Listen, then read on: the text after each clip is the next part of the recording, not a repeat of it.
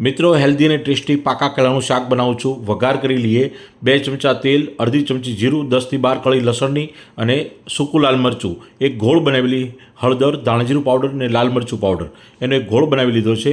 અને ત્યારબાદ હિંગ અને આ ઘોળને વઘારમાં એડ કરી દેવાનું છે। 5 મિનિટ કૂક થવા દેવાનું છે। ત્યારબાદ ટમેટાને સમારીને એડ કરવાના છે, સ્વાદ મુજબ મીઠું એડ કરવાનું છે અને ત્યારબાદ એને 5 મિનિટ માટે ઢાંકીને કૂક થવા દેવાનું છે।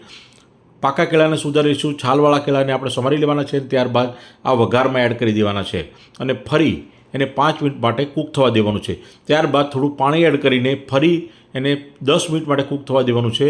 હવે ચપટી ગરમ મસાલો એડ કરીશું, કસૂરી મેથી એડ કરીશું અને ફરી એકવાર હલાવી લઈશું અને ત્યારબાદ એડ કરીશું લીંબુનો રસ અને ગાર્નિશિંગ માટે કોથમીર। તો આ રીતે આપણું પાકા કેળાનું હેલ્ધી અને ટેસ્ટી શાક તૈયાર થઈ ગયું છે।